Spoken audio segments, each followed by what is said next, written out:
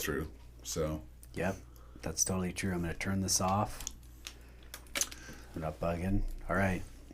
so yeah, We're we'll get rock and rolling. So, Tom, first of all, tell us about Levo Mind. Tell us about where you come up with the name and just a little bit of history behind Levo. Okay. Well, first, thank you. As soon as I walked in and saw the monster, I'm like, these are my guys. These are my guys. Levo is Latin for a description of lifting, upholding, and trying to make lighter. So Levo is a mind care company. It's a mental health company, something that we started a few years ago. I can share a lot about the background and the history, of what's there, but the crux of it is that it's a mental health medication management company. So we employ men and women who are educated and who are credentialed to write prescriptions for medication, but they do it with the knowledge and expertise in mental health specifically. So these are men and women who have gone to school or have been working to sit with people at their lowest points of life, typically, or they're in a situation where finally they are saying, I gotta get help, I gotta figure this out. And so just by nature of the background of what we are doing, what our business is, and the people that we're trying to serve, these providers who are credentialed and have the education and background to write prescriptions, they're the biggest hearts on the planet.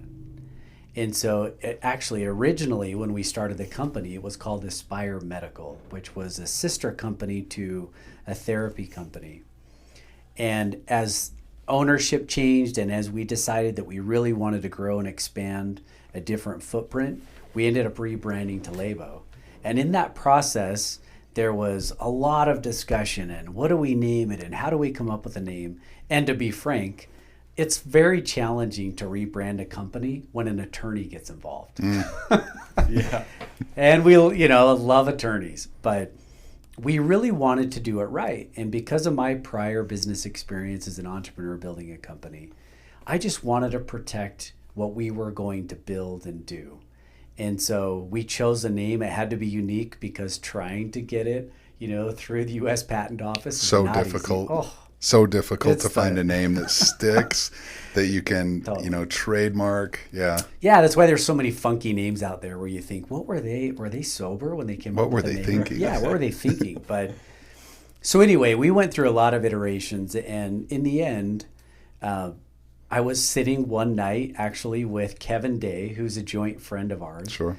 And Kevin and I were at his coffee shop, and we just kept searching names, and because of my prior ski bum experience, I'm just always attracted to, names like Bolé and Revo and right, Yeah. all of these 80 ski companies that I just grew up loving, and I don't know what it was, but I ran this search for Latin terms that represent serving and loving and lifting people, and Levo came up. And so it really was that name that we kind of caught on to. And as soon as we knew the definition of it, it was like, wow, this is Fits. the one. It stuck Fits. quickly. Yeah. Yeah. Now, trying to convince business partners was, an entirely different Yeah. challenge. But what's interesting about business in my background is that you're in the right place when things start to fall together. And it's never easy.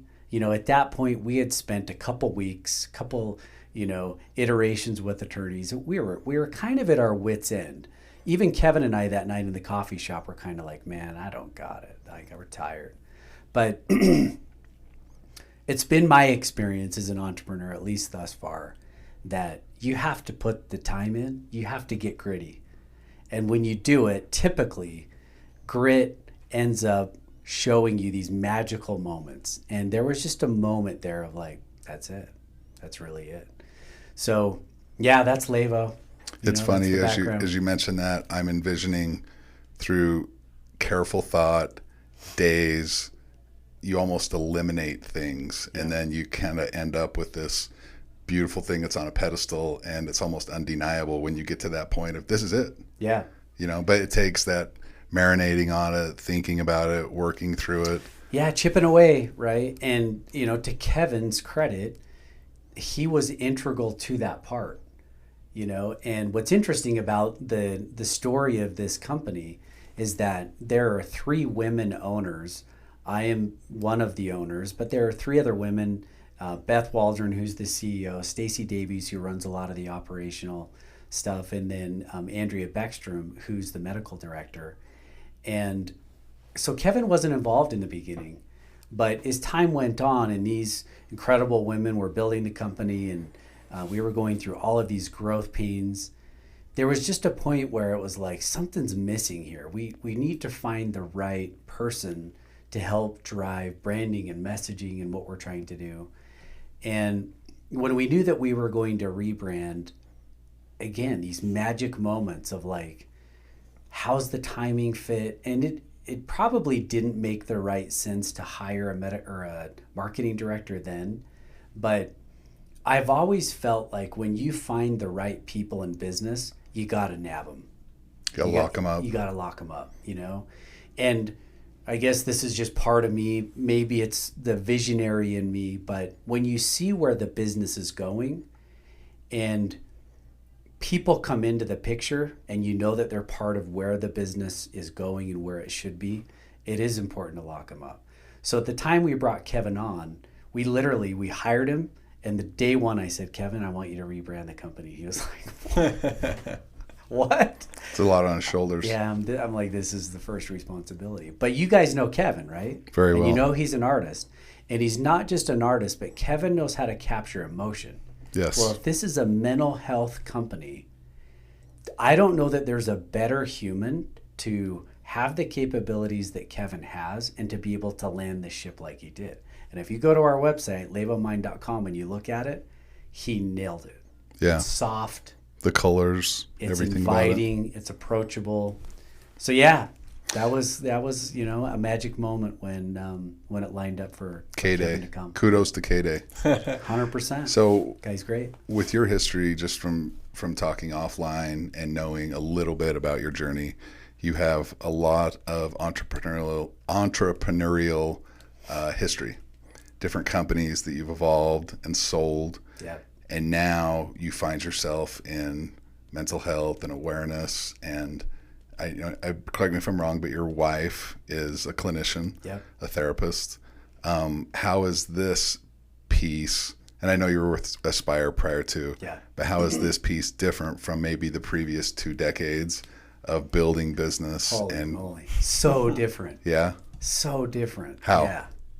Well, first of all, my wife's name's Liza Telford. She is a licensed marriage and family therapist. I can say this, take it for what it's worth. But the best things that have happened in my life are because of this woman.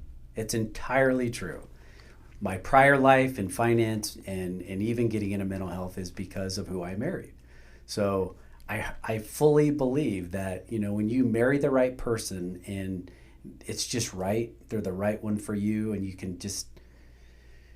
feel that. It's been that way for me. And so Liza has, been incredible for my life, literally, not just that we're married, but when I look back, when I die, I hope my kids and grandkids and great-grandkids, they read in my journals, wow, great-grandpa's career was directly correlated to the doors mom opened, grandma, great-grandma. So, and what I mean by that is, we knew each other in high school, but I started an LDS mission, came home from that mission. This woman, Liza, had Dear John'd me, so she's like, oh, sayonara. Liza. Sayonara. But after post LDS mission, things circled back. We started dating. We got married young. And her father had worked in the financial services industry for years. And right after I came home from a mission, my next door neighbor had been in financial services. His name is Brent Hill. And Brent is an amazing man, what I would consider one of my first business mentors. And right after my mission, literally a couple of days after, he's like, hey, I want to take you to lunch. I'm like, yes. anything. Like, what do you got? Yeah. You know? And he said, I want to hire you to work in my financial planning firm. And I was like, I can't even spell that. Like, what do you do? Yeah, what's that? Yeah. So, I mean, my, pre-mission life was, I was a horrible student. I was a ski bum. I committed to everyone who knew me, I'll never wear a tie. I was juicy fruit. I'm going to ski. That's what I'm going to do. You want to be a bum. Yeah, I just wanted to ski. I grew up ski racing, and so that's kind of what I had. Well, when I came home, it was an entirely different vision for life for me. And I realized, hey, if I'm going to attract and find someone who I love, she probably doesn't want to live in a van down by the river with skis on the back, Yeah. And so, yeah, he took me to lunch. We chatted. He ended up hiring me. And I quickly started to see a world that I had no idea about. So he was a financial planner. He worked with a lot of successful people, but he himself was the most intriguing to me. How he lived, his habits, how does he think? What's his vision of life? What does he want? How is he going to get it? All of those things. And so I just sat at the feet and watched and learned from just a brilliant business mind. And that was super attractive to me. While I was there, I got serious with Liza, and I was like, hey, I want to marry this girl. We got engaged. And it's just who I am. It's my nature. I'm ultra independent. Ultra. I mean, to an extreme, And so as we started dating, I definitely kept an arm's length of like, what's her family expect of me? What do I want them to know about my life, what I'm doing? Her dad was in financial services. And so I didn't, as much as I wanted to know their family and I wanted to know and get close to them, I really wanted them to know, like, I got this. I can figure it out. Yeah. I wanted that kind of strength of character, and I wanted them to believe, just like every other son-in-law, right? Like, I got this, But as time went on and I stayed at that firm and learned financial services, what I started to realize was that if you're going to be in financial services interfacing with people, right? If you're going to build the relationships, if they're going to be your clients, you need to put yourself in the best possible seat to be able to provide all the solutions that your clients could need. And so as time went on, I just started to watch and pay attention. What were the firms that were out there? What were their capabilities?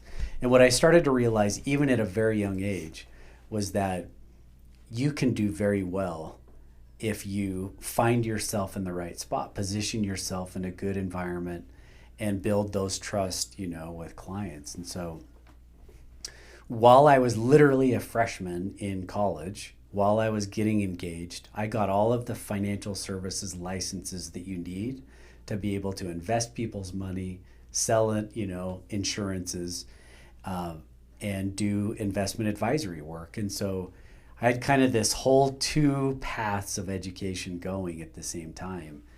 And what ended up happening is that a year after I was at that firm, I was fully licensed. So I'm now 22 years old, sitting with people.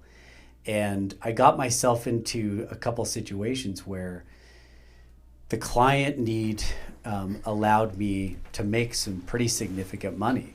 And I was like, wow, this is real. Like, I want to do more of this, Yeah. And so it grew and the desire grew.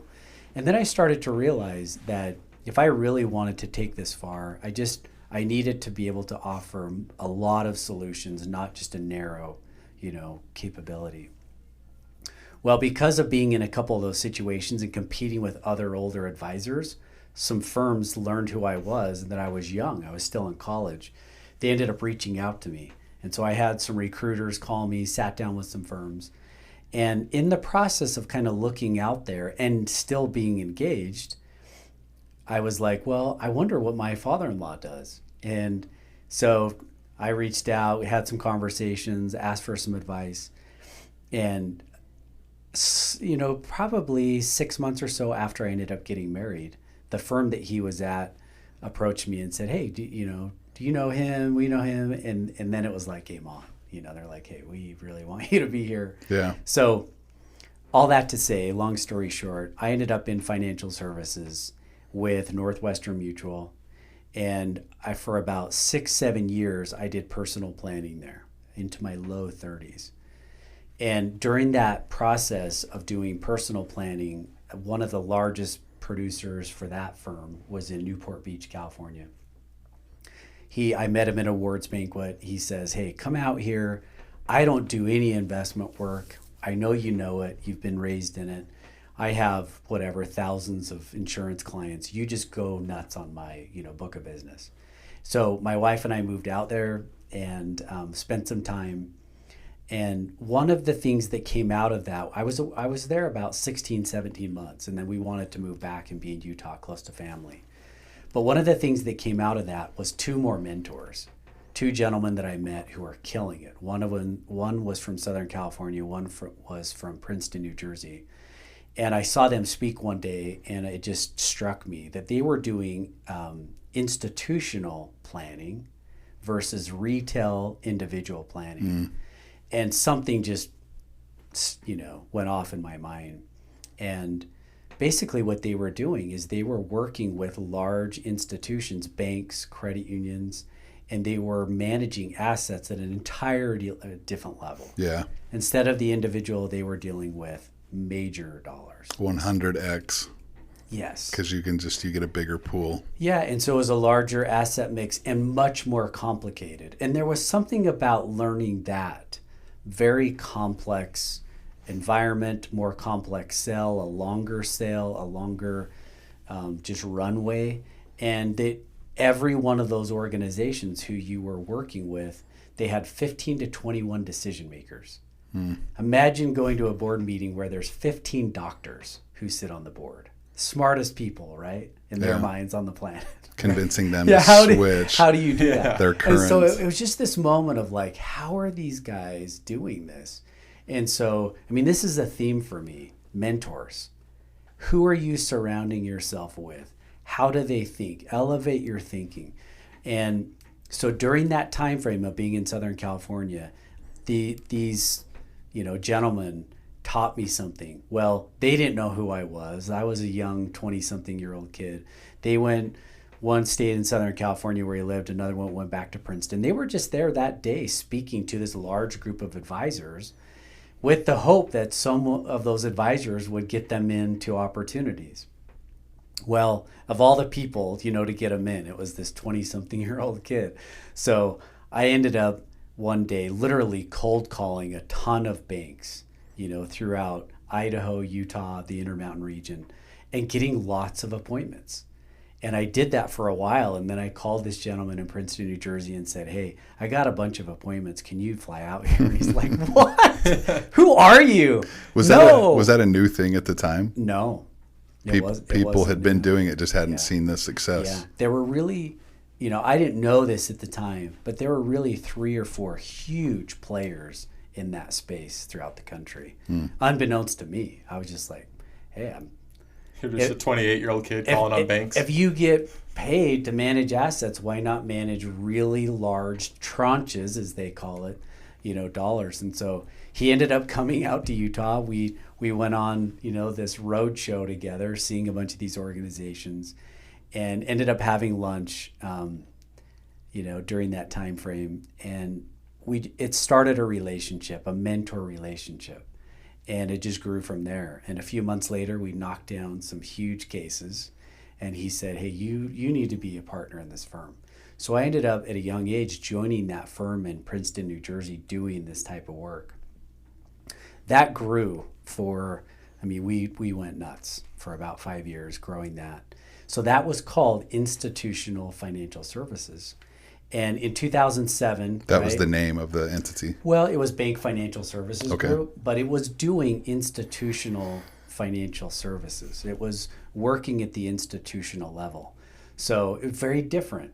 Instead of sitting across from someone and saying, "Hey, I'm sorry we lost some money in the stock market," right? And they're very, shook up and emotional. Yeah. I always struggled with that. I was like, letting them down, this emotional environment.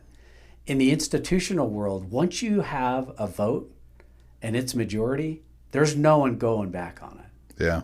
If 15 people vote and it's in favor, it's like it's done, we're moving on. There's no unwinding it. it was awesome. It took forever. It took a long time to get them done. I have a question. But it was different. So this gentleman in New Jersey, and Yeah. this is a little caveat that came to mind. Do you think that, not that you were naive, because you obviously were skilled at that point, do you think your naivety? naive. Okay. I was So I'll totally say that then. Yeah. Do you think your naivety served you well? Because he was probably thinking, how did this kid, this young person, go out and get all these appointments, and now we're hitting some doubles and triples? Yeah. You know, because I believe that when you're young, your naivety is actually a pretty big strength, Yeah. because you don't know what you don't know. And so you're not scared of anything. You will get on the phone. You will call hundreds of banks that maybe you have no business calling. Or if you're older, you're going to be like, I'm not doing that. Yeah. You wouldn't have any success with it. Not that you're too good, but that you've seen how people don't have success with it. And so I'm just wondering what you're looking back. Do you think your naivety was actually a strength at that point? 100%. Yeah. I knew that I was out of my league when I end up in a meeting with the chief investment officer of Zions Bank. I mean, with literally very few clients. And I'm sitting in the meeting and he's firing questions at me. By the way, Zions Bank, they're some of the most brilliant financial minds on the planet here in Utah. Like they know what they're doing. And so, yeah, I mean, I was naive. I had no idea. But here's the thing about that, you know, for young people who are like, oh, I need to build 10 years of expertise. I get that, right? When I look at my success formula, which I'm happy to share, expertise will take you out of the hemisphere. Like it'll take you at a different place than hustle and charisma. Expertise will take you 100 times further. But when you're young, what you have is hunger. You know, and so these other partners that I had in that business, they weren't willing to do that. Yeah. You know, I mean, to be frank, they had millions and millions of dollars come in every month, right? They had passive income from years of doing this stuff. Yeah, they're comfortable. Yeah, right. And so what do they want? They want someone who was me. They wanted a hungry partner who was going to keep going. And I needed their expertise. So when I got them in the meeting, they knew what to say, right? Yeah. I mean, I literally was like, okay, he's going to talk now. You were like the Jenga pieces fitting together. The old wise dogs. Yeah, I was there Yeah. to just drive and carry their bags, you know? But I brought something to the table, right? I was willing to do the gritty work Yeah. and to get the appointment and to make it happen. And what ended up happening during that time frame is I got to sit at the feet of these brilliant minds, both on the client side of the table and those who were advising them. I mean, imagine just sitting for hours after hours, sitting in meetings, listening to guys solve huge financial problems for these institutions and watching boards of directors work. Today, I've sat in literally, I don't even know the number, 5,000 to 10,000 board meetings of some of the largest institutions in the US in the financial and healthcare sectors. So when you sit in that many meetings, you can't not learn a ton, right? So what's up here now is just different, but it started with zero up here. I had nothing, you Yeah. know? And so those years of working in those financial services were enormous, you know, with that firm in Princeton, New Jersey. And what ended up happening in 2007 was a massive meltdown in the economy, right? Community banks literally had droves of their banking customers come in and just turn in their keys to their house, to their Yeah. car. They were insolvent in a matter of 10 days. Oh, it was unbelievable, right? And so during that time frame, you know, my partners had the capability of just weathering the storm. They had passive income, just going to keep their clients. Well, I couldn't do that. I was young, I was hungry, like I got to do something. So again, just dumb luck to a degree, but also sitting down intentionally and going, how do I pivot from here? What do I take in my knowledge now of what I've been doing and apply it in a different way? How can I get there? And it took a little bit of time. But what I ended up doing is starting another company called Telford Financial Executive Benefits, doing the same thing I was doing with banks, with credit unions. They're biggest competitors, right? And they don't really play well with each other. They're not friends in the sandbox typically, you know? Credit unions don't pay tax. They're in business for I was their just going to members. say that. Banks pay tax, have a lot of, you know, regulatory guidelines. It's an interesting environment.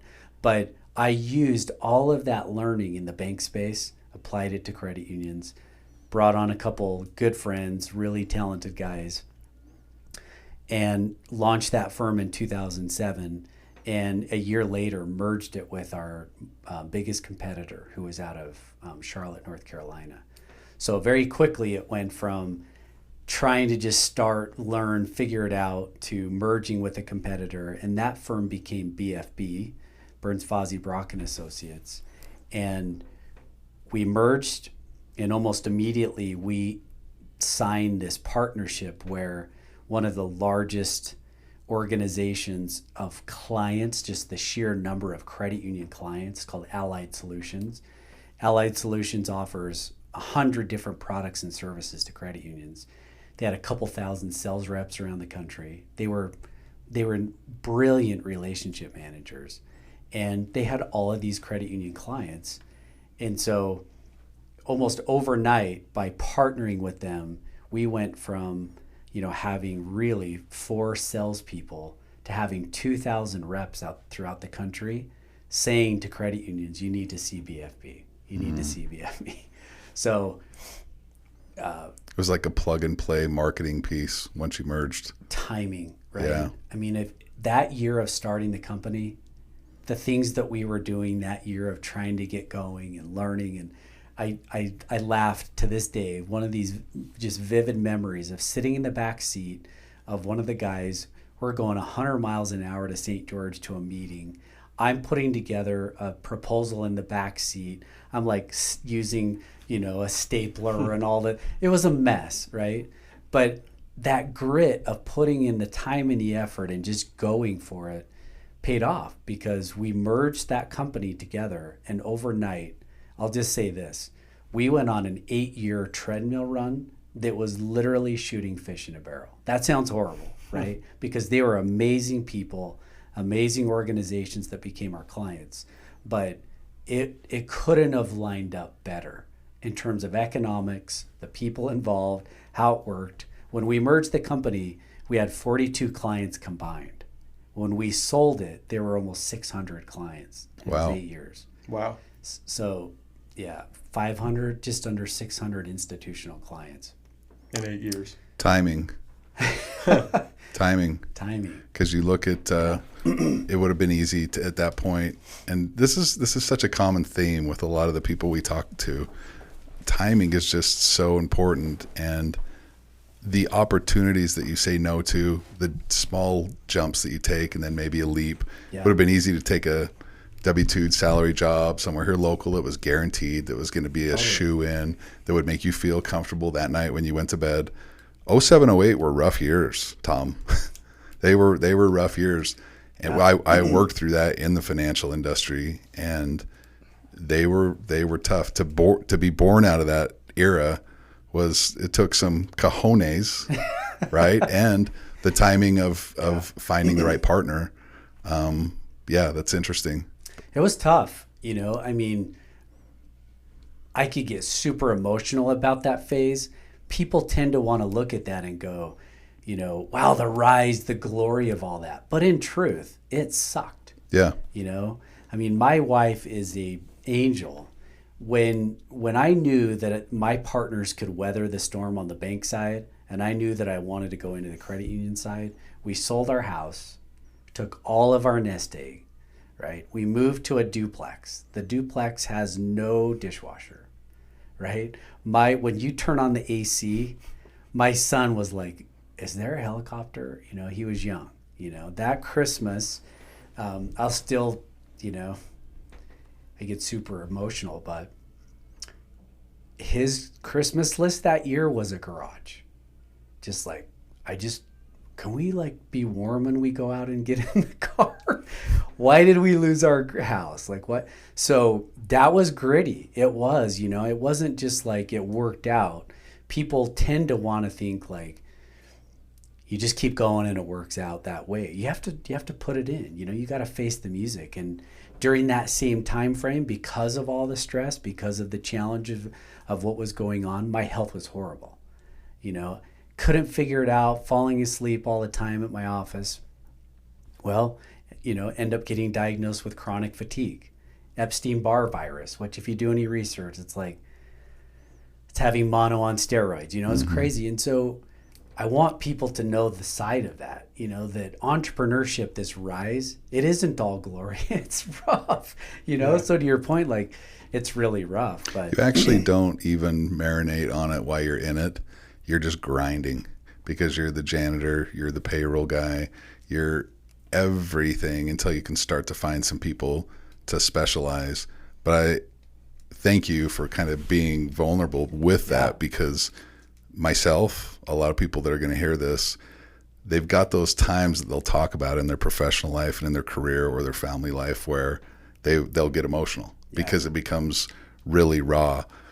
From that time, there's lessons you learned, there's scars from that.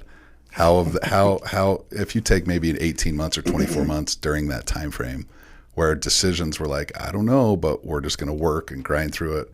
How's that served you since then? Do you regret those happening, and are you a better person because of that? A better business owner because of those experiences? Yeah.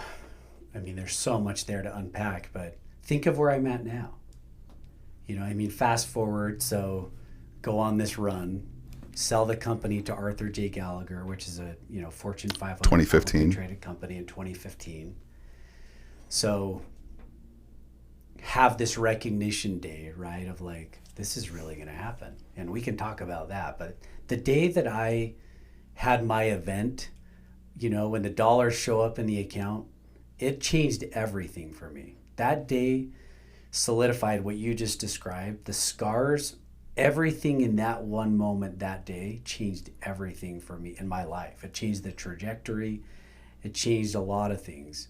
But if you take what I learned in those years, the gritty years, the really struggling years, the years of tough health and having to sell a house, and what it's like to sit down with your kids and be like, yeah, we are moving to this place, and you can't have all of your same toys, there's not room. So, but you take all of that and you put it together and think, what better people are there to start and run a mental health company today? Even though I'm on the investor side and I'm on the business side, I don't sit with people. But when I sit with our providers who sit with the people in pain, when I think about how to brand the business, when I think about how to appeal to, our clients who come to see us, it's genuine because I've been there. I've been in the dirt. I know what it's like to feel depressed. I know what it's like to not have hope and to be like, hey, we're going to lose everything. Those scars are still there from 15 years ago. And sorry to cut you off, but the hangover and the scars from those times in my life, they're so fresh. The wounds actually never heal. They're there, and that's a great point. What that person or that individual is going through to some degree. Yeah. I never thought about that, but that's probably serves you well. Trevor Farnes, who we mentioned, who's a dear friend and from an amazing family. Trevor's story is so compelling to me because he just when I visited with Trevor and when he kind of just told his story on a podcast I was involved in, Trevor said something that just blew my mind and it just hit me like a ton of bricks, and that is, you are most properly positioned to serve the person that you used to be. The dude almost lost everything. They had no food. They literally were trying to figure out, how to survive as a family. Well, now Trevor, owns this company that has given away like 5 million meals or whatever the number is, right? It's Mountain Ops, is that? Yeah, Mountain Ops. Yeah. And so, all of that hard, heavy lifting that I did during those years positioned me to now be in the position of serving other people who may be struggling with their mental health, And, even today, spending time, with my business partners and owners on the phone, the tough challenges that are still in front of us, the headwinds that we're facing, I still go back and rely on those gritty moments of years ago It still serves me today, you know? Yeah. So, I mean, the podcast that I own and that I'm involved with is called Brainstoke. And the mantra of Brainstoke is struggle and stoke. You can't be stoked. You cannot find stoke in life unless you go with struggle. And so the premise of that is to just embrace it, you know, that it serves you well, that you can rely on the struggles that you faced in the past, you know, one, to get through what you need in the future, but two, to help other people. Yeah. I've thought about that a lot recently that, well, to your point, the stuff you had to go through to achieve the success you wanted to, first of all, most people see where you are, think they want to be there. I've told this to other guests too, but they wouldn't go through what you went through to get there. And the other side of that is I've been thinking a lot about how whatever success you want to achieve, whether it's financial, emotional, spiritual, whatever the plus side of that is, I've been thinking you almost, just in my short 24 years, you have to experience the exact opposite negative feeling of that or experience of that in order to get to that level of success. I don't know if that's true, but in my personal experience, it seems very true. And in hearing your story, it definitely came to mind that wherever you want to get to, you're going to have to experience something equally as bad, right? No pleasure without pain to get there. So what are you willing to go through? How much quote unquote shit are you willing to eat in order to get where you want to go? And I think it is really important to go deep with your own thoughts of how bad do I really want to get where I think I want to go? And am I willing to go through the pain to get there, right? I don't know. I've thought a lot about that. What would your advice be to someone young in those moments of, is this worth it? Do I really want to go through what I need to go through to get where I want to go to? What would your advice be to that person? Yeah, this is good, you know, to dive into this. So first of all, I have to say this. If you really want to be successful in life and you want to reach for that, then you should do it. But I also have to caution people who hear that so that you can understand that there is a toll you will pay. No one gets past the toll bridge of success. You have to pay the heavy toll. So it's possible that people inherit their wealth and they can double it or triple it and they can get there without paying the toll. But somewhere, some, you know, person paid the toll. Whether it was your grandpa or your dad or whoever, someone has to pay the toll. And the toll is heavy, by the way. Speak to any professional athlete and ask them, like, yeah, how is it? They likely will not tell you about the championships. They're going to want to talk about the toll, right? Because they know inside really what it takes to get there. The media wants to talk about just, right, the summit. But anybody who's climbed it will say, let me tell you what it was like when I almost died climbing to the summit. Do you know what I mean? Right. And I say that so that people know, like, you have to pay the toll at some point. Having said that, if you're going to reach for the summit, whatever that is in your own life, you have to be very cautious of, is it worth it to you, your circumstance, and your mental health, your physical health, right? People destroy their lives trying to get to that success moment when in reality, they need to slow down a little bit, you know? I literally wrote in a journal, I would show it to you, I didn't bring it, at 21, that I would retire at 42. I wrote it out, and then I wrote a very specific plan, and I worked the plan, you know? And guess what? At 37, I sold that company. So was I ahead? Yep. Did it take its toll? 100%. Yeah. Right? I destroyed some of my physical health. I destroyed some of my mental health. So I say that just as a caution for people to know, if you're going to seek for success, you need to at least calibrate the time of that, what it takes, doing it where you can enjoy it, right? So many people achieve that ultimate success and they have no relationships after. Their marriage is done.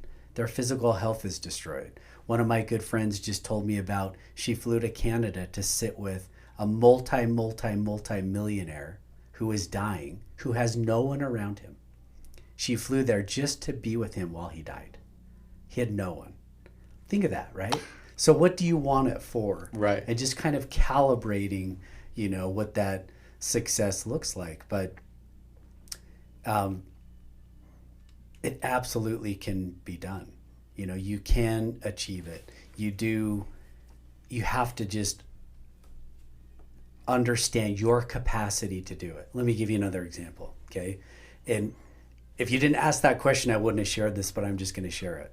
When I was in those early years of building the company, as far as I remember, I went about 8 to 9 months without a paycheck, right? And so it was living off that nest egg of like, it's dwindling, it's dwindling, it's dwindling. Like, can I buy diapers? Yeah, we're good. Like, do you know what I mean? Like needs, and it's dwindling, it's dwindling. When I was, building the businesses and working through that stuff, I remember thinking like, I will never go back to that place where it's just dwindling and dwindling and dwindling, right? Today, building this company, on July 1, it will have been exactly 2.5 years of building a company without pay, right? Yeah. So just like, right, what are you capable of doing? How committed are you to doing it? Are you committed to doing it how long without pay? Are you willing to not just go without pay? Are you willing to write 6-figure checks to put it in? Right. So that the business has the right people, so that they're getting paid and that they're being taken care of as they build it. So yeah, there's sacrifices. There's, your willingness, use the term, stand the shit. I tend to just say, how long are you willing to stand in the fire? Yeah. How do you have that? Have you exercised that muscle to sit in that? And is it okay with you? We talked about the bike earlier. It's amazing when you sit and talk to professional cyclists and you talk to them about the pain cave. It's remarkable how they talk about it. The other day we were on that ride with Kevin Day. Blair Perks was there. When I talk to Blair when we ride together, I will say something like, man, it's really hot. And Blair will say, man, isn't it so nice outside? Right? And what's interesting about that is he's kind of joking, and this is just another takeaway that I've learned. Positive self-talk is hokey for some. For others, it's literally brain science. Neuroplasticity is the brain's way of recruiting either good or negative things that are going to ultimately determine where you're going. Big believer in that. It's I'm a big science, believer right? in that. And people hear that and be like, whatever, like positive self-talk, like affirmation, that's hokey, that's lame, that's whatever. No, it literally is like Google neuroplasticity and understand how your brain works, and you'll start to recognize, how do successful people keep getting more and more and more? How does he keep doing 5th and 6th and 7th startup and getting better and better and better, right? They're literally recruiting cells in the brain that are success or failure. And that's just real, And so what I would tell people, if they really want to chase success, that they have to start at ground zero. How do you speak to yourself? What do you literally think about? What you tell yourself is ultimately going to determine where you go and your ability to get there. There's no way that you could look at my education and background and say that I should be where I am. And I'm not saying I've arrived. I'm just saying most people who start at Salt Lake Community College with a 17 on the ACT don't end up building companies, selling them, making 7 figures, and then reinvesting in other startups. That's typically not what you hear, right? And yet, how did it happen? Well, one, a lot of incredible mentors. And so I have to give credit to, I've been mentored and coached up by some amazing people. But a couple things I did get right is learning how to positive self-talk. When I'm on the bike with my son and we're suffering and he's like, this sucks. And I'm like, how do you turn that? Like, what would you say in a positive way versus this sucks? And he's like, I'm 14 and I'm climbing one of the highest peaks in Utah. Yeah, How many 14-year-olds knows that rides their bike to the top of Francis Peak? Not many. Yeah. I don't know, right? Immediately, his body language shifted. He rose in the saddle, and all of a sudden, he's like, instead of 4 miles an hour, he's 6, right? And so those are just those things of like in those early years, you may not have money.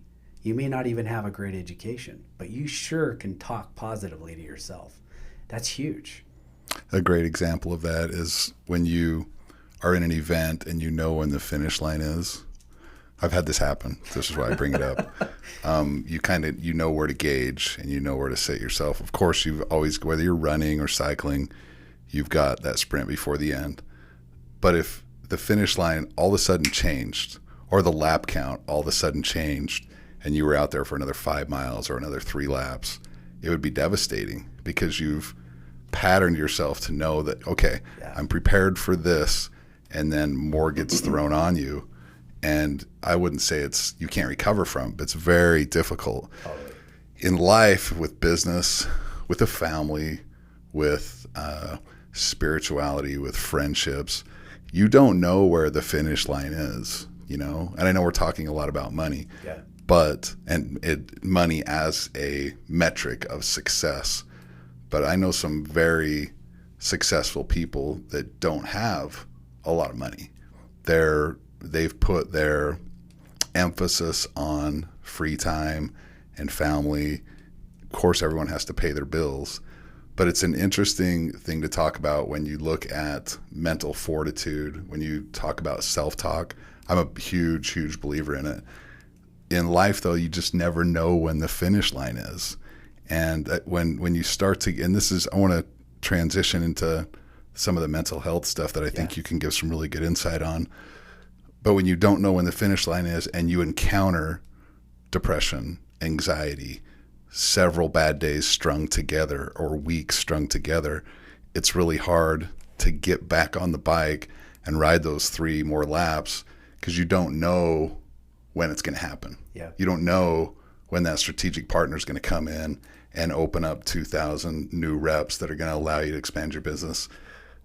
Fortitude and that self-talk is the only way to get through that, or one of the ways. I think there's some other ways from third-party people, such as therapists, that can help you develop those skills. But everyone has the ability to develop those skills.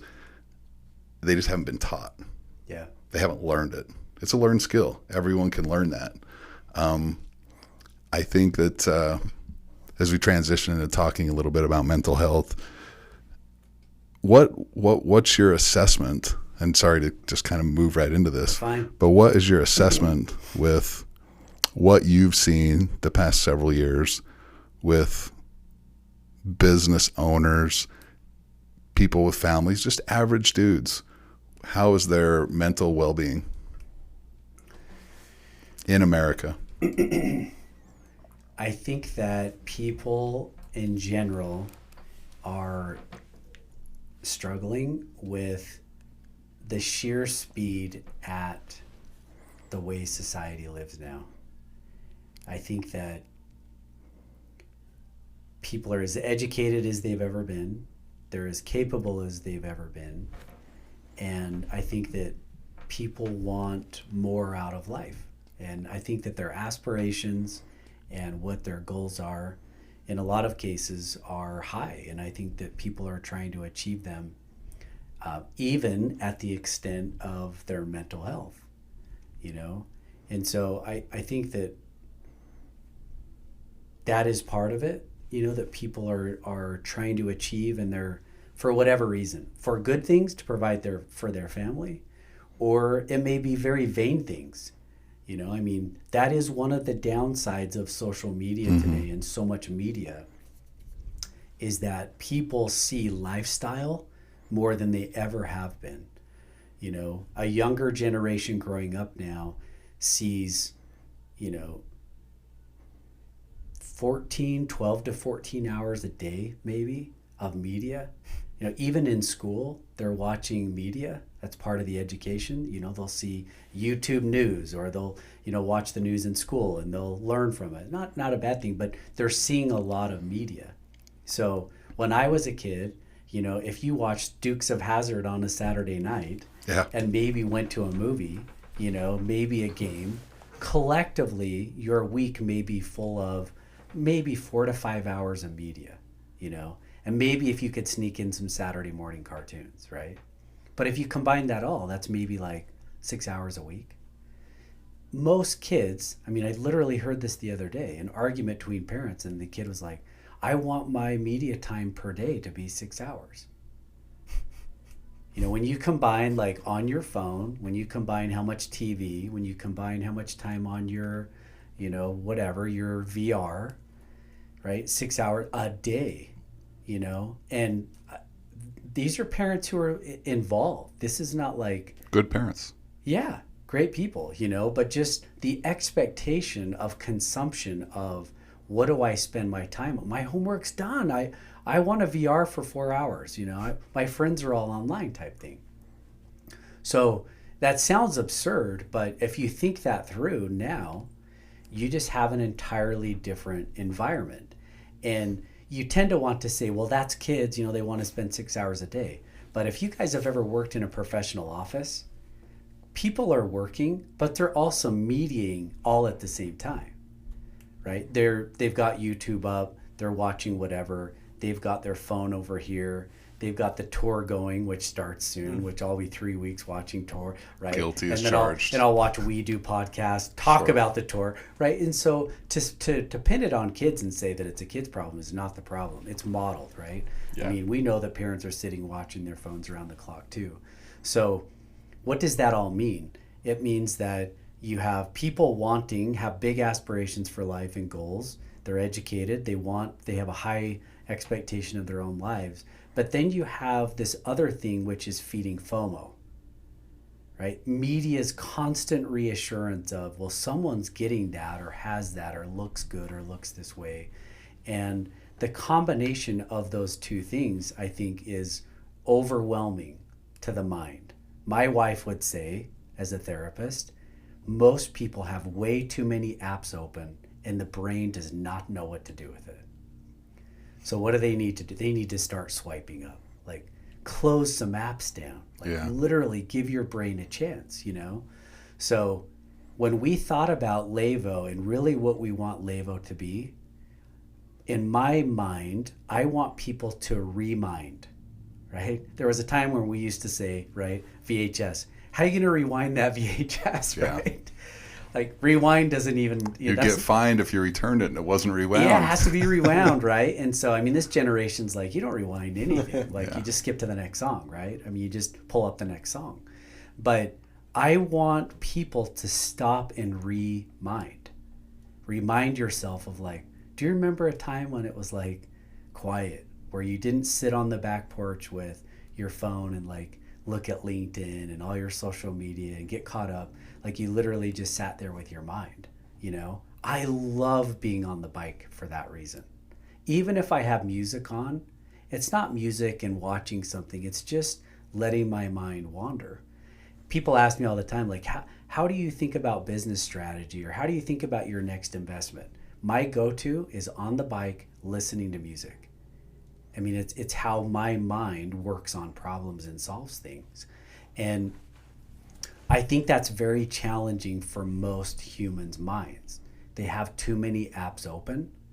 And I think the mind is literally just like, Overstimulated, for lack confused. of a better terms, I mean, and anxiety is used in so many different contexts, but the mind is anxious. I mean, it literally is too much going. Its operating system Way too much is just input. like, what the? Come on, man. Like, and when you really start to study the brain and the mind and what's going on there, the brain needs a break. You know, I mean, I don't know how often you guys are cycling or riding. I try to ride anywhere from 8 to 14 hours a week, right? If I get close to 14, I know the following week I got to recover, right? And so I'm taking very intentional sleep. I'm focusing on certain things. I'm using my Whoop and looking at how much recovery do I need. Most people never give the mind time to recover. They're just totally zapped. And you can see it, by the way. I don't see it as much in my world now, But when I was traveling 110, 115 business nights a year for about 8 years when we were building that company, go to the airport, sit down, and just look. We just watch people. It's zombie land, Yeah. right? Literally. I mean, you're just like, see if you can find one person smiling. Yeah. It's almost sad, right? But that is the implications of society has way too many apps open. And it's in everything. You can open them in your car, you can open on your phone, just all around us. And so, yeah, I mean, it's hard to put your finger on any one thing, but generally speaking, I don't think that people are taking time to just decompress. And just be. Just be. It's uncomfortable for a lot of people, right? The habits have already been formed. Yeah. We had a gal on, Tana Fox, a couple of episodes ago, who's a brilliant mind about nutrition. And she's big on gut health, but one of the things that she talked about was if you can, eat right, get your gut healthy, and really change your lifestyle and get into good eating habits, it's okay to have a weekend where you fall off the wagon. Go to Hawaii and not eat great for a week because your body's built up, you have a long track record of eating well, so you'll bounce back quickly. Yeah. But it takes time to develop that track record and get your body to ground zero. And as I'm thinking about the brain, you have to be, just from what you just described, you have to be intentional, I think. And I'm not an example of this. I'm not great at this because there's so many distractions that are intriguing that pop up on your phone, on TV. Like you said, I'll have the tour going. I'm also sending emails and juggling phone calls. You know what I mean? There's just a lot going on. I think that you have to be intentional about the things that you remove from your life. Yeah. In order to get your brain to that ground zero. Yeah. And allow yourself to kind of calibrate and find out, do I actually have some anxiety, or is all this causing anxiety? And if I just eliminate it, some of that will go away. I'll sleep better. I won't be worried. I won't have that FOMO of missing out. And I would include adults are in this as well. You're sitting there talking about kids, and I'm like, Tom, that's me.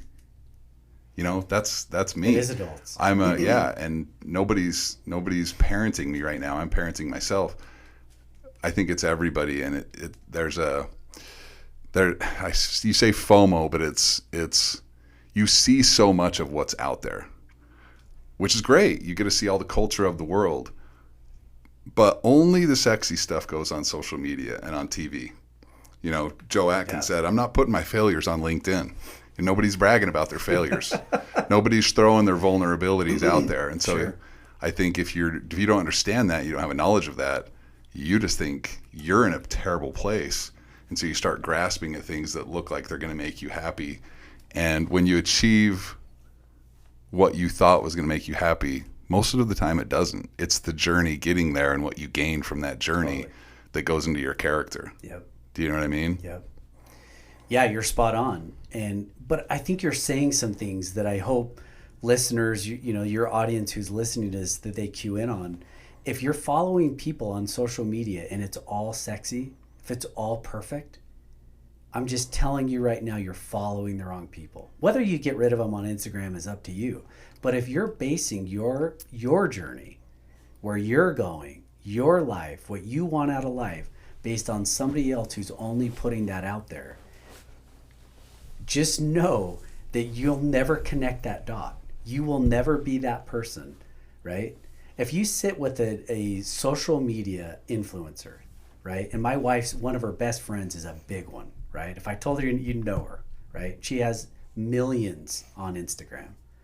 When you sit and talk to her about her real life, the behavior, the habits that it takes, what she does to put into the business that has gained the millions, no kid would ever do what she does. Yeah. It's unbelievable work. I mean, I think I work. She's at another level, right? So if you think that you can get a couple million followers, even those who are jokesters, those guys are doing it 20 hours a day to get those 2 cuts, right? At least be real. So again, this is the Liza-ism from my wife. So wise. If you're going to compare your life, at least compare fairly, right? Your 3 cuts that you took over 2 minutes to put your video online, right? That only got 7 likes, right? This is an entirely different facade that's going on out there. And so you just have to at least be comparing real, with what's going on. But, when you circle back to your point about that's my life or that's what I'm doing, I think that adults have to be, for lack of a better term, they have to be sold on why turning it off and flipping the apps closed is helpful to them, it's beneficial to them. And the answer is that there's substance and there's progression in letting your mind do what it's capable of doing. So let me give you another example. So I've been looking at a company for a while to invest in. They're publicly traded, and I've really wanted to make an investment. And I don't just read about them online. In fact, I could care less. I could go on here and read about this company all day long. And I'm going to get the media's version of why I should invest in the company, right? If it's in the news, it's too late to invest, right? That's just a rule of thumb. Like if the media caught on, it's too late, right? The ship has sailed.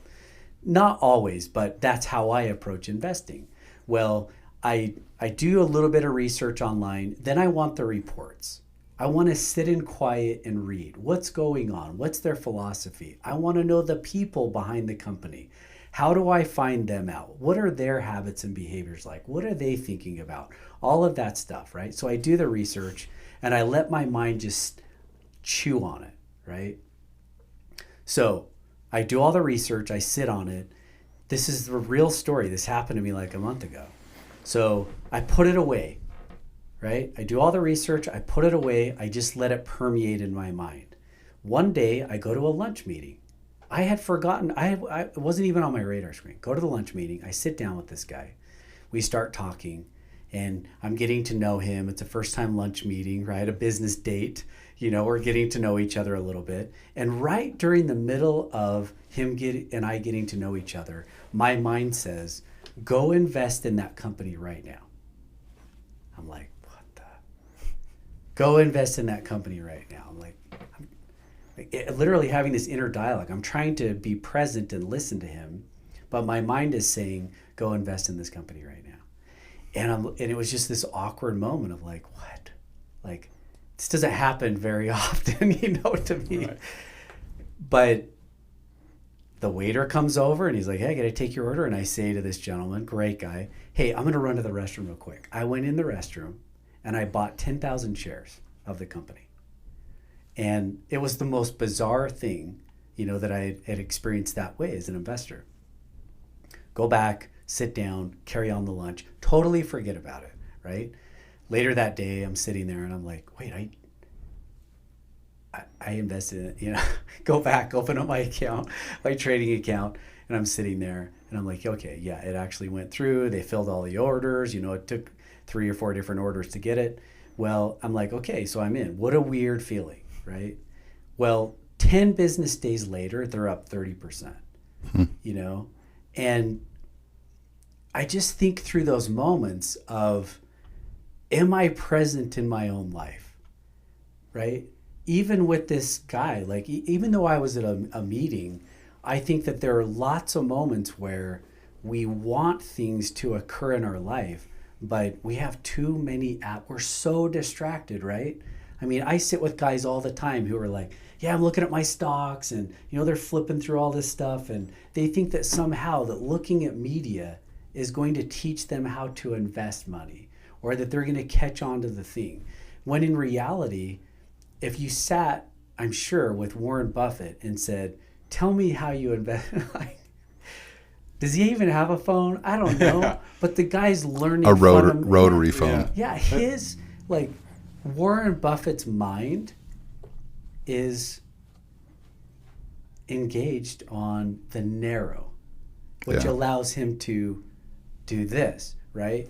And I think that there's so many lessons with brilliant minds that they take time to sit and think and ponder and read they are the old school minds, right? When you and I grew up, how many people did you just see sitting on their front porch?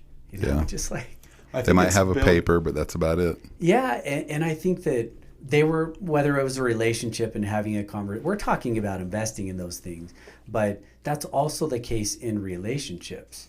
You know, there's going to be a whole generation of kids right now who grow into be adults, and they're going to go sit with their therapist and just be like, yeah, so this is my childhood, watching my dad. Like, his Seriously. face illuminated while I stared at my tablet and my dad. Do you know what I mean? Like Yeah. these are, so we're talking about the money implications of it, but it's also just the relationship implications, Yeah. you know, of connecting with people. Two things to just throw out to you just as thoughts. One, the opposite of addiction is connection. Right? I heard someone say this to me recently, a brilliant guy, Curtis Morley. He's an author, great guy. And he talked about this fact of the opposite of addiction is connection. Do you have real connections with other people?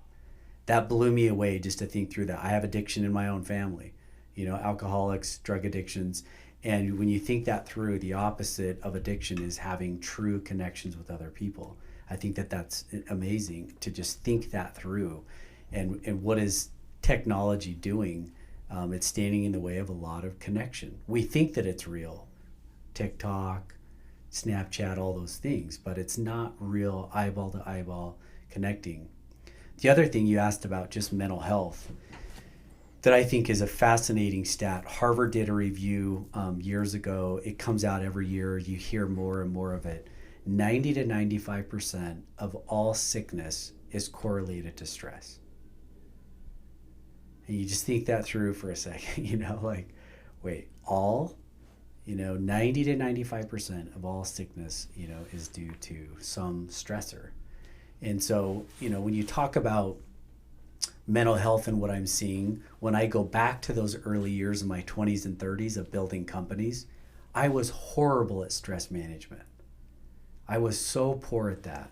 How to deal with it the right way, how to cope with stress the right way. I love to eat. I'm an eater. You know, my preferred coping mechanism would be eating. In those years, though, as time went on, what I started to recognize was that in order to perform at a high level, in order to keep my mind where it needed to be, I needed to learn better positive coping. And that's when I really dove into cycling. You know, I was doing triathlon. As time went on, I couldn't run the same way because of some ski racing injuries from being younger. But that's when I really started to cue into positive coping and how valuable it is to consistently be outside in the sun, sweating, and doing something that I'm stoked about, you know, which is part of the 5 I was S's of going to brain ask, stuff. can we talk about the 5 S's? Yeah. Yeah, of course.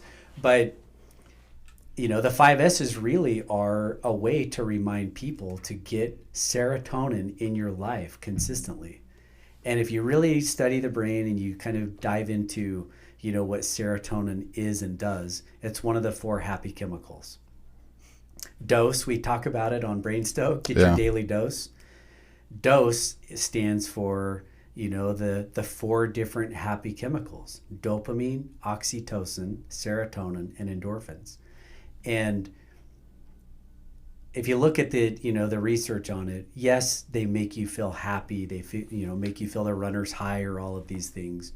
But when I started to cue into being on the bike, and I was doing it because I enjoyed biking and it helped me cope with stress, I did not understand in those early years that it would become my greatest source of inspiration in business, entrepreneurship, in problem solving.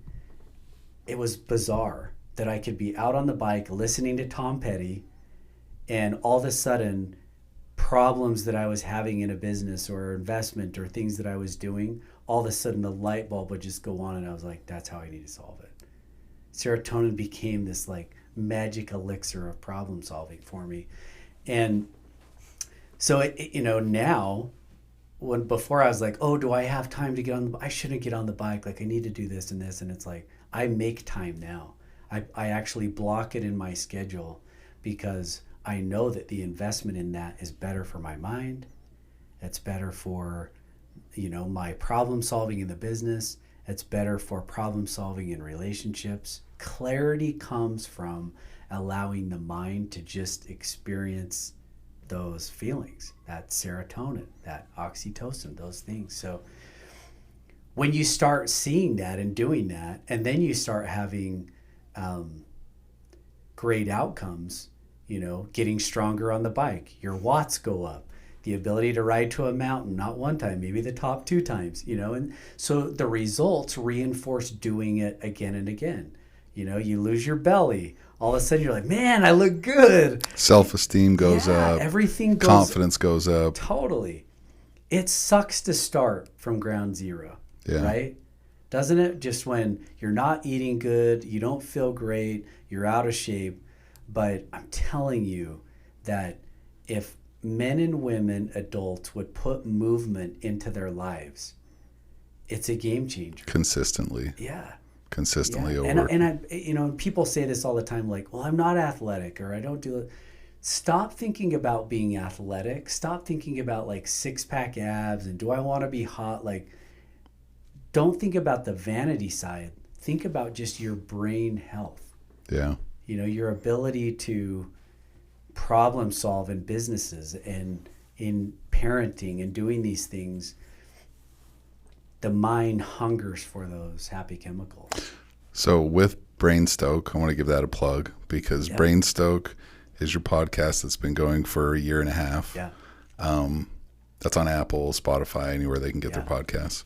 But that's kind of your mantra, is the daily dose with BrainStoke, correct? Yeah. Say that one more time. The dose stands for? Yeah. Dopamine, oxytocin, serotonin, and endorphins. Which is exactly what you just explained. Get that daily dose. Yep. That's beautiful. Yeah, getting that into your life. And it doesn't have to be through exercise only.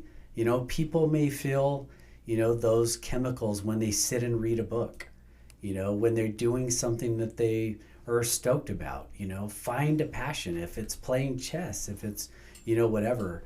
The brain releases and can experience those chemicals in lots of different ways. The things that kill it, being sedentary, not moving, eating crappy food, that kills it, right? And so there are a number of things. When you look at the don't list, society's full of that stuff. It's easy to access it, right? The other things that, we actually need to put into our life, not all of them are hard to experience and to do, but you have to do them. Intentional. You have to be intentional about it. Yeah. Yeah. Tom, where else? We've got BrainStoke. Levo. How do people get in touch with Levo? Yeah, levomind.com is, the website. And obviously all the social media channels, they can find us on Instagram, Facebook, and those things. Even saying that, I just have to say this to an audience, being in the mental health space, we utilize social media because it's a way to get in touch with people. We know that people are on those channels. Do we love social media from a mental health perspective? We do not. We're not anti, but it's a powerful tool if it's used right. It's exactly right. I love hearing people who will reach out to us and say, we read your post on, being more self-compassionate. When I wake up in the morning and I see myself in the mirror, I don't see anything positive. I'm like, oh, you look old, or you look fat, or, we would never say things to other people what we say to ourselves. And so things like that we put on social media, just reminders, of good, positive, habits, for people to think about. But with social, this is one little plug. I went through about 90 days ago, and I changed up all the people I was following, which then in turn changed a lot of my algorithm as to what I was getting fed and what changed. And I'm telling you, it made a massive difference. I was just talking to my wife about this.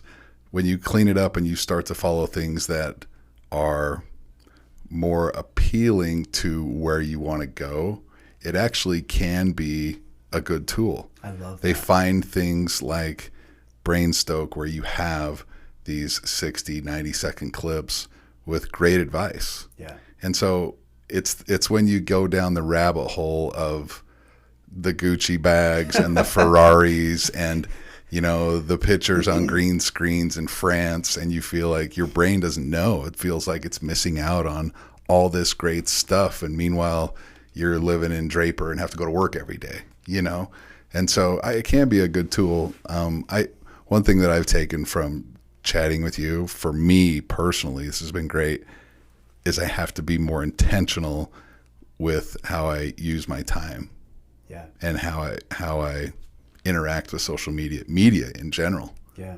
you know?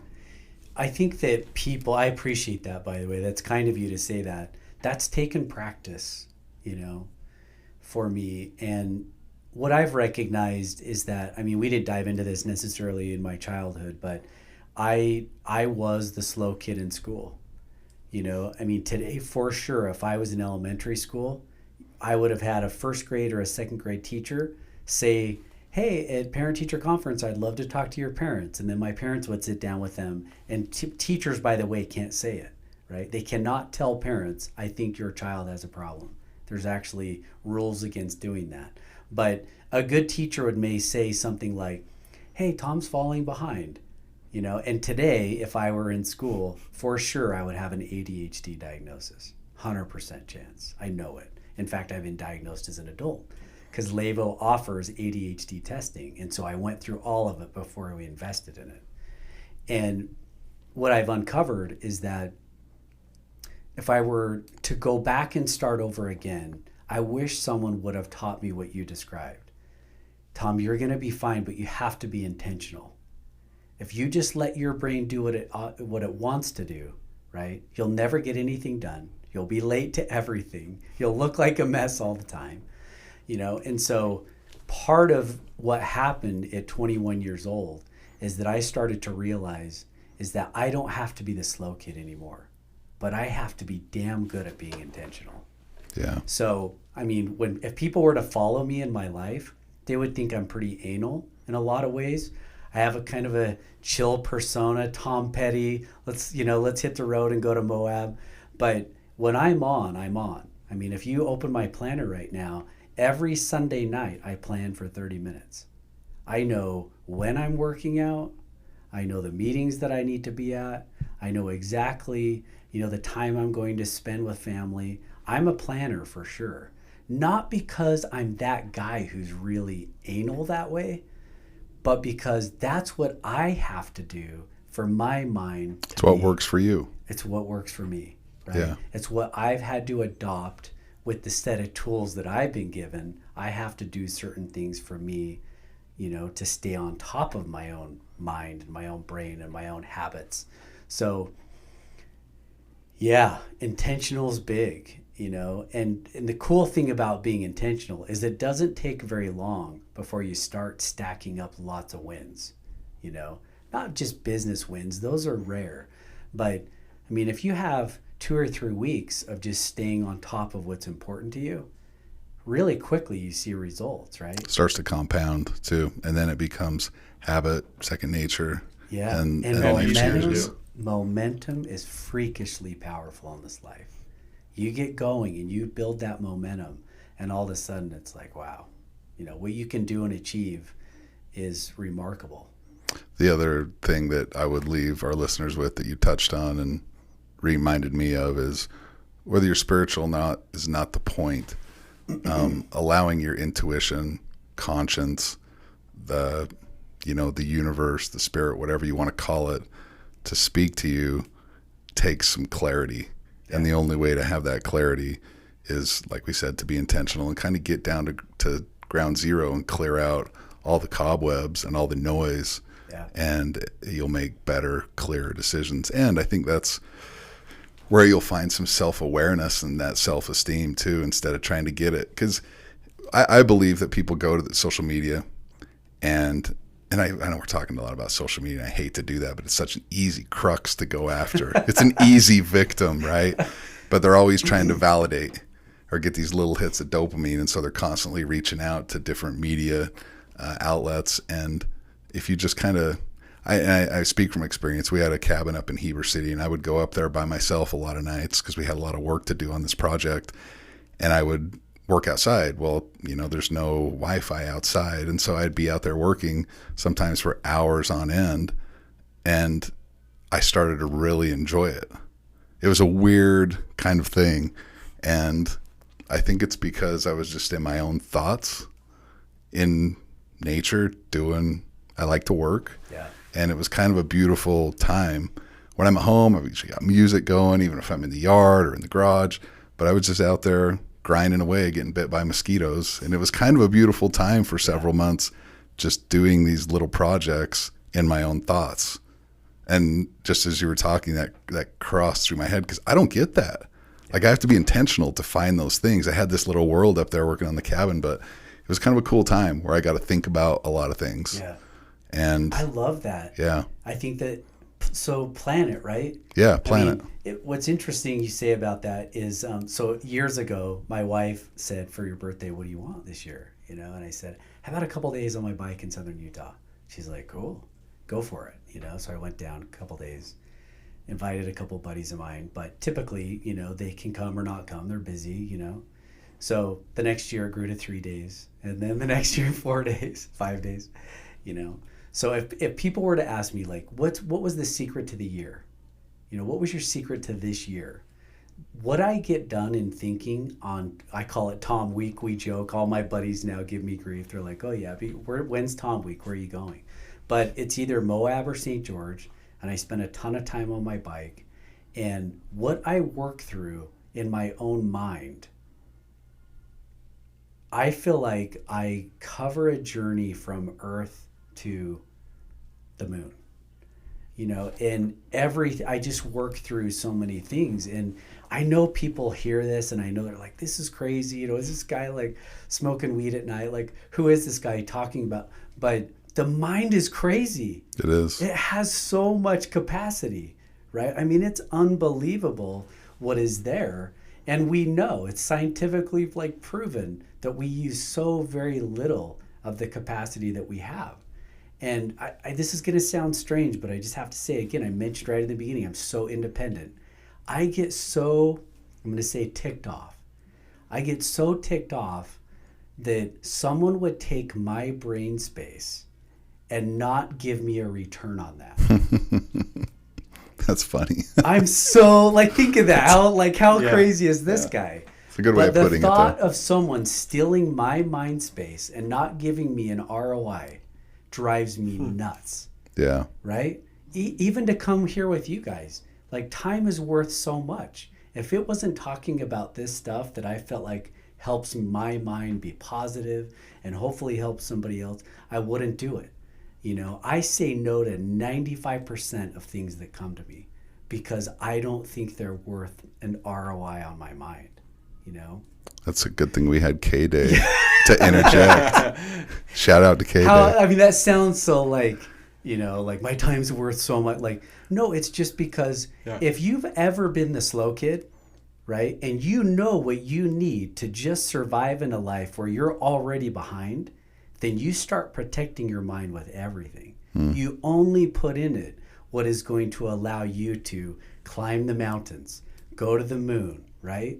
And so if you really start thinking about that, if you really were going to say, okay, my mind is my greatest asset that I have, how do I protect it the most, right? I mean, you'd never not wear a helmet on a bike now, right? Well, what's the version of going out and riding down Parleys going 50 without a helmet on, right? Any media that's negative. Why? Just shut it off. Get rid of it.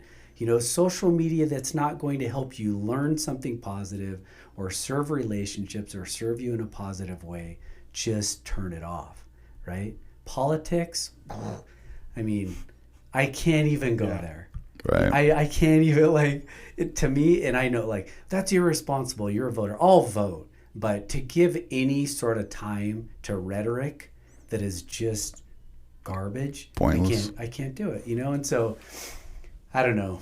That sounds crazy and extreme, but I value life, and I value my time, and the best way that I can spend that life and time is doing it in the best ways where, you know, my mind can flourish and do well, and to be happy and successful, and the rest of the stuff I just want to minimize. Yeah. Tom, you've given us a lot of great info. I thank you so much for your time. Brainstoke podcast, check it out on social as well, but be cognizant when you're on social. And you're on LinkedIn as well. Yep. You can look Tom up on LinkedIn, but thank you for your time. We really, really appreciate it. Listeners, please subscribe and follow us and share this with others if you found it interesting. It's awesome. You guys are doing great things and positive, and I'll follow. Awesome. I'm now a follower. I'll Appreciate be listening it. to every episode. Yeah, Awesome. Absolutely. Thanks. Thank you Thanks, for Tom. having me. Appreciate you, my friend.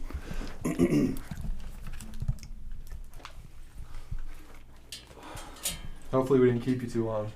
No, I could go on and on. You know, these are the good conversations. I could keep going. There's so many facets of mental health. I could sit and talk to your wife